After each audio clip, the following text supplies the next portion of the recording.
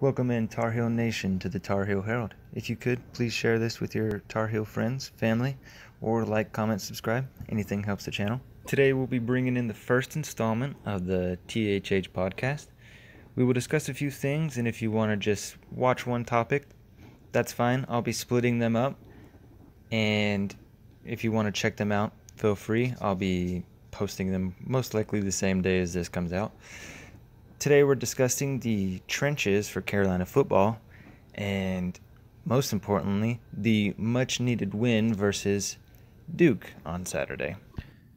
All right, let's get into the trenches now. And if I had to say something, I probably would say if I'm the most excited about any area of the football team, if I could spread it to the trenches in general, I'll say that. But if I had to focus on one, I would honestly say offensive line more, because this team was already a main factor of why we were such a great run team last year. People don't realize that Sam had to, the reason we ran a lot was because Sam had to overwork, because they were just okay at pass blocking. That's why we ran a lot of RPOs, because when they're such a great run blocking team that if Sam wants to throw it, they're probably better at run blocking. So just have them block as if it's a run and let Sam throw it. And pass blocking, they're what? Let me see here. I got it written down.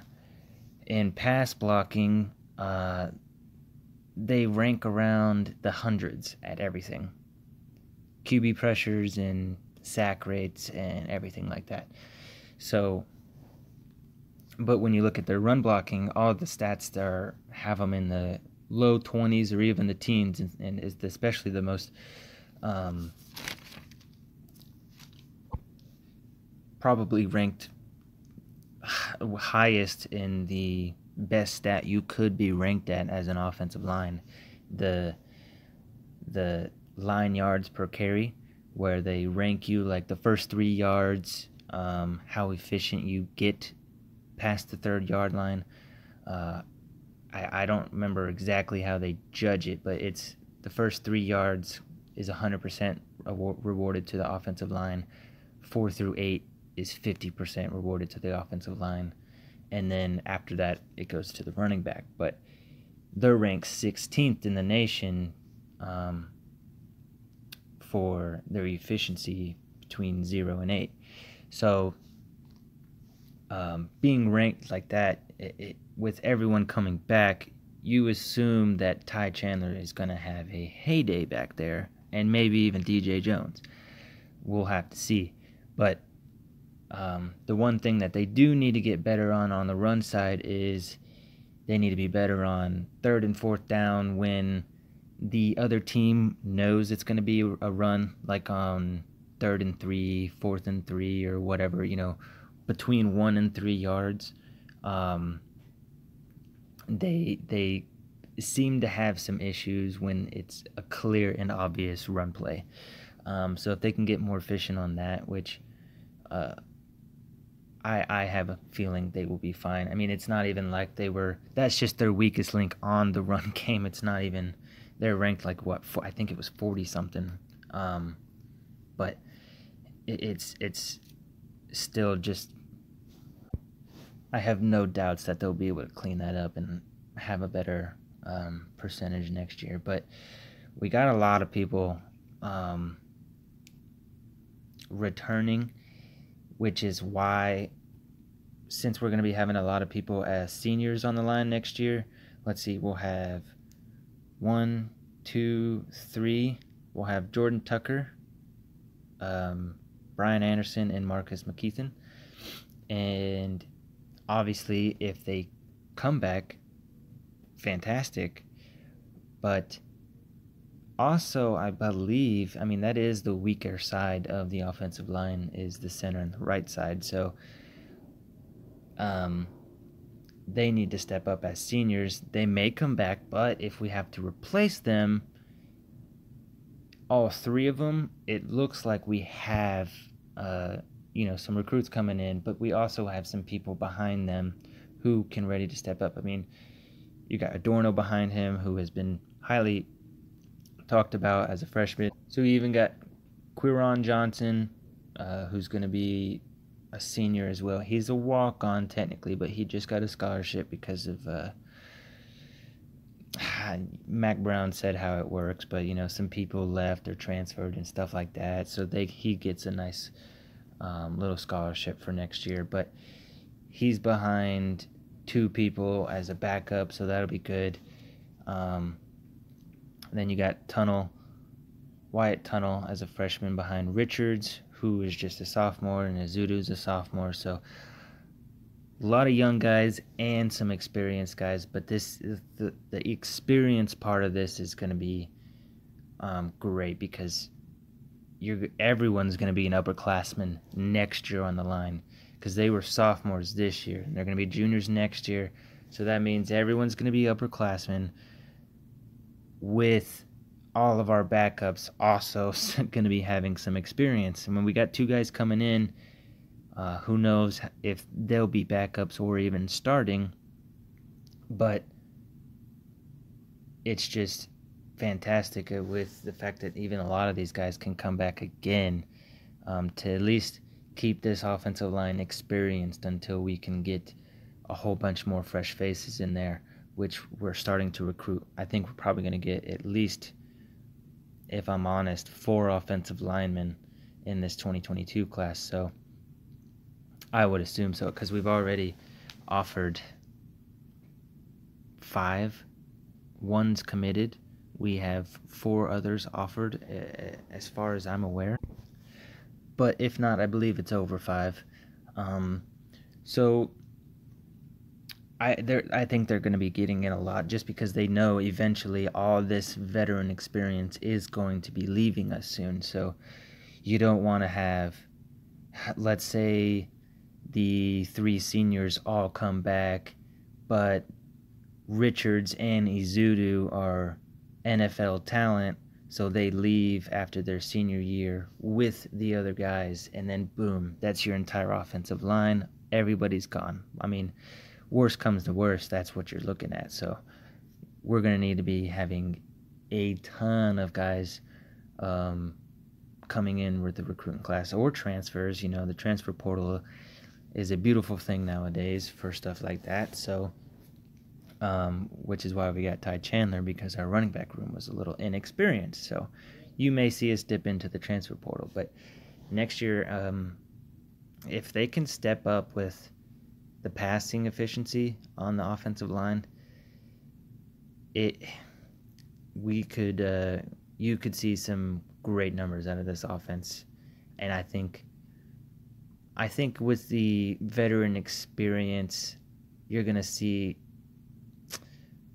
Now, the RPO is just our bread and butter, so I think we're probably going to stick to that, looking at all these stats. And now I know I wanted to go more air raid, but if we're already one of the best at it, why try to stray away from it? So we'll probably stick to the RPOs more often than not. But if we can clean up the pass efficiency, pass blocking efficiency, then you can see these guys. You'll probably see a lot of NFL credit on this offensive line, because once Josh Azudu cleans up the pass blocking, he's probably going to be looking to fight for a first-round draft pick, or even a second round. I think he's definitely at least a second, in my opinion. Richards could even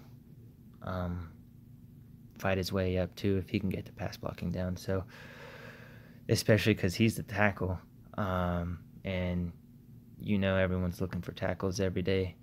So we'll see with that. But especially the seniors, if the seniors, with all the experience they have and the maturity, that right side, if they can step up, because that was kind of our weakness, even though, you know, we had a pretty great offensive line. Actually, I'm not saying we had a decent one, we had a pretty great one, but there is room for improvement, especially on the right side. So if those seniors can step up and we can stay healthy, then you may see a and even I know we lost a lot of production numbers on the wide receiver and running back class or room. I know you saw a lot of production on the running back and the wide receiver room leave, so you have your doubts about the production, but I think with how experienced this offensive line, you may actually be surprised how well and easy it's going to be for these skill players to get the ball in their hands and make plays behind this offensive line. Okay, let's move on to the other side of the trench. And let me start off by saying, let's actually just do this. Let's list off everyone returning for this defensive line. And I'm going to include the edge guys who may turn into linebackers this year. We're going to have to, there's going to be a lot changed on this defensive unit. I hope everyone realizes. But let me just do this real quick. I want to talk about the defensive line. I'm going to add the edge rushers, but let me just name everybody to you that Bateman has to choose from. We got KBJ, Kendrick Bingley-Jones. You got Kevin Hester Jr., Pinder, Murphy. Then you got coming in Keyshawn Silver, Javari Ritzie. Those are all underclassmen next year. Then on the edge side of the underclassmen, you have Kamen Rucker and Desmond Evans. Sorry. That's all underclassmen next year. Then the upperclassmen, you have Tamon Fox, Jaleel Taylor, Reva Hassick, Tyrone Hopper, Chris Collins. Now, after naming all of those people, the only people I really think, if my predictions are correct and some of these guys become more of a true edge / outside linebacker type guys, the people I think that would do that is Evans, Hopper, and Collins. Now, and I hesitate to include Tamon Fox to that group because he is probably the best edge rusher we have. I mean, he had most of the sacks and tackles for loss besides Chaz Surratt. Now, he didn't have a ton of tackles, which makes me think that he's probably better for the line anyways because he gets great pressure on the outside, and I don't think we can give up. I know you can get sacks and everything from line, and maybe he is a better outside linebacker, but I just feel like he's going to stay on the line. But with everybody, with the amount of veteran experience that we're going to have, with spring practice and getting all these young guys in, especially the ones that already got some time in last year with no spring, Bateman's got a lot to choose from. He's going to have... I can't wait to see the different types of packages. I think he's going to have a lot of different things to try. So I got the stats here, and obviously it's the same thing with how the offensive line gets their stats, except just vice versa. And they're almost the exact opposite as our offensive line. And if you look at it, they had issues with the run game. They're floating in the 80s, 90s, and 100s on all. So the only thing we were bailed out by in the run game was our safeties and linebackers, and we don't need to be bailing out when they need to be worrying about the pass game more often than not. So if we ever were against a good offensive line, a good QB that can run and a good offensive line, if they can block the linebackers, they're breaking out, and the safeties have to bail us out, and we don't need that. So we need a better we need better congestion when it comes to those run games instead of them allowing so many holes. So with as many people coming back, even the young guys and more veterans coming back, I think you can easily see those numbers get a whole lot better with the packages that you're probably going to see come from Bateman, because Bateman is known well for air, passing, because he's a safeties coach, and I think he was also a DB's coach for a lot, but he is well known for passing, but he was a defensive coordinator at Army, so he knows how to stop the run. He had to face it every day in practice. So once he gets this defensive line unit more experience, especially with that spring game or spring practice, I assume he's gonna fix it, especially with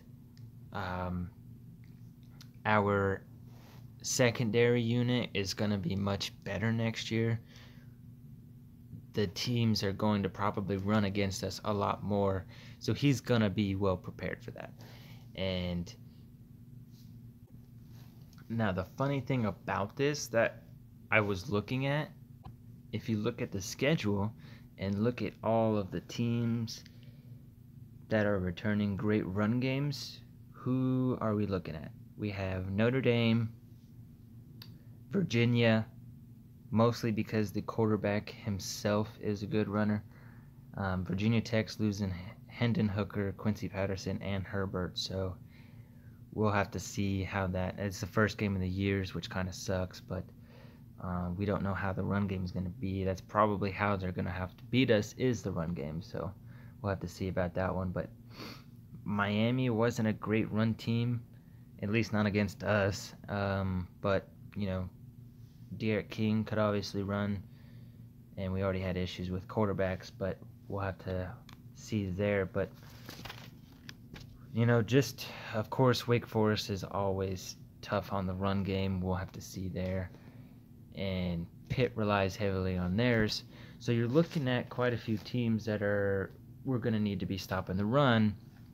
However, besides Notre Dame, I don't see anything elite. I would say it's all going to be standard, but when it comes to Notre Dame, luckily it's on the second half of the year after a bye, especially the fact that we get a bye. That's amazing. But Notre Dame is probably going to be hitting us hard with the offensive line and that running back, because they got their 5-year quarterback or whatever he was is leaving.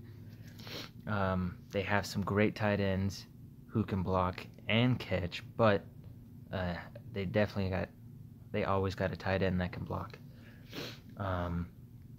And I don't know how the offensive line is leaving. I think 2 are going to the NFL, and they're really good, but they're always going to have offensive line in the bag. And, of course, they have that running back that's very, very good. So we'll have to see. But I assume that's going to be our hardest run game, and hopefully by then we'll be much better and solidified and know who's going to be. I mean, we may see a lot of minutes tallied up and divided out between all. I mean, let me look here. We have 12 people who can be working for us on the offensive line at least. I don't know if you're going to see some veteran guys start to sit more. Maybe Jaleel Taylor doesn't play. Maybe Ray Vahasek doesn't play. Who knows? But either way, you're going to have a lot of options here. And I think with our defensive line having much more fresh legs, we're probably going to be more efficient, especially and hopefully in the run game. So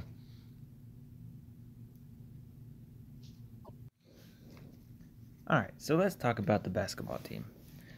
Much needed win versus Duke, and it almost feels twice as good, because it seems like this was a much needed win, at least for our tourney hopes. We're closer to the 90% range of making it with this win, so that's very helpful. And it just seems like everyone else is finally coming along. It's not just Baycott finally showed out, then Brooks finally showed out, Walton started to find his shot, then Sharp started becoming a monster in the paint, and now Love finally had his best game so far, and hopefully this is just the beginning. And I'm starting to see more consistency. Baycott finally came back, and it seemed like when he was out of the game, we had some issues. Day'Ron Sharp already looks like a starter in my eyes. Of course, he's a freshman behind a couple of vets, so he isn't fully there though, because he's still having issues with handling the ball. And if it wasn't for the fact that he gets multiple turnovers a game, you know, of course Love does as well.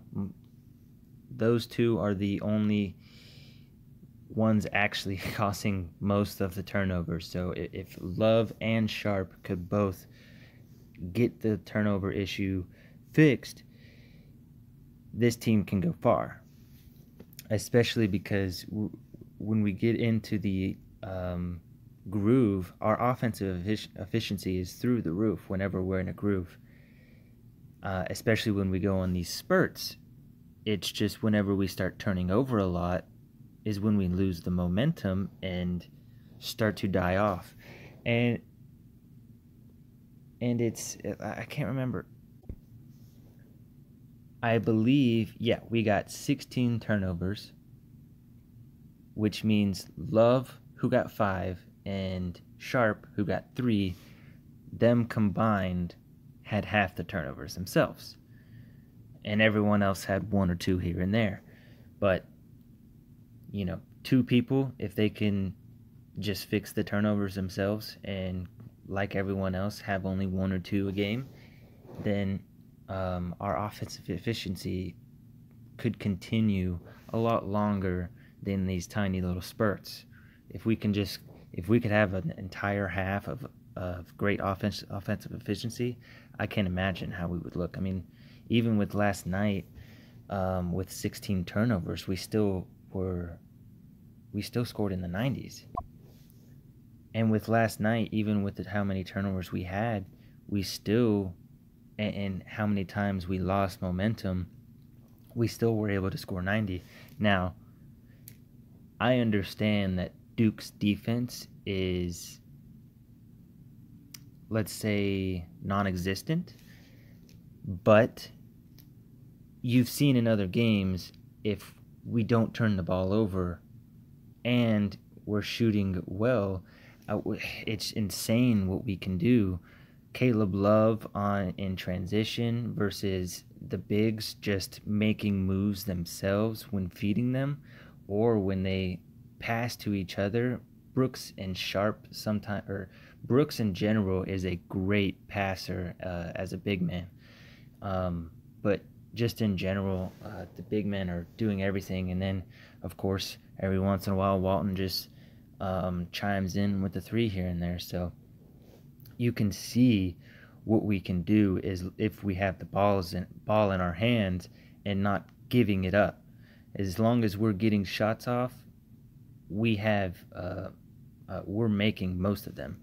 But after that Clemson game, this was a highly needed win. There's no doubt about it. 1, just to bounce back, and 2, if we lost 2 in a row like that, the tournament hopes, they say the tournament hopes were still alive, around 80%, being able to make it. But maybe percentage-wise, yes, but I think as a team, losing to a rival when the rival is having no fans in the stands, and they've had a horrible year. Losing that bad to Clemson and then your rival like that, it hits hard on the team. So this was a much-needed win, mentally probably. So, and I can see Roy Williams is getting much better understanding of the lineups and who needs to be in. And I did see a few people on Twitter saying that they need to keep that one lineup in, and that was basically the lineup. If I'm not mistaken, it was just Baycott, Brooks, Walton, Black, and Love. They all had minimalist turnovers besides Love, but yes, that's the reason we were going on these stints, was because the people who had the minimalist turnovers. But I mean, even if Sharp is having these turnovers, you can't say Sharp isn't a big part of this team in general. He got 5 offensive rebounds again, just like last week. Yet or was it last week? Yeah. One of the last 2 games, he had. Yeah, it was the last game. He had 5 offensive rebounds, but no one else had an offensive rebound. He was dominant on the offensive glass, and we're supposed to be known for that, and he's the only one showing out. And honestly, this game, it seems like he really was too. Brooks only got 1 offensive rebound. I think Baycott got 2 maybe. But everyone else got 7, which, again, 12 is a great number for offensive rebounds. But when he's getting 5 again, as long as everyone else is showing up, yes, that's fine. But he's the only one that's being dominant on the offensive glass. And if he's going to continue and he fixes these turnovers, he needs to be a starter, because... So I'm not really sure why he isn't starting. His production, I get the 3 turnovers in the last 2 games, and I'm not sure, I can't remember how many before that, but with his offensive rebounding and how hard he works in the paint, his production level deserves more minutes. Whether or not he's starting, only 17 minutes is just, it doesn't seem like it's enough for me. I think he should be at least in the 20s with how productive he is. It's insane. I get, it has to be the turnovers and, his decision making, probably. So I just hope he can get that fixed real quick, because we just need him in the game more. So with that being said, congratulations to Caleb Love for having a stellar game. Congratulations to the Tar Heels for beating the Duke. And then we got to prepare ourselves. We got one Monday against Miami, so let's prepare for that, and good luck to you guys. All right, everyone, that wraps this one up. Remember, like, comment, or better yet, subscribe. And if you made it this far, and you know a Tar Heel who might want to listen, give him a share. But thanks for tuning in, guys. And until next time, I'll see you later, Tar Heel Nation.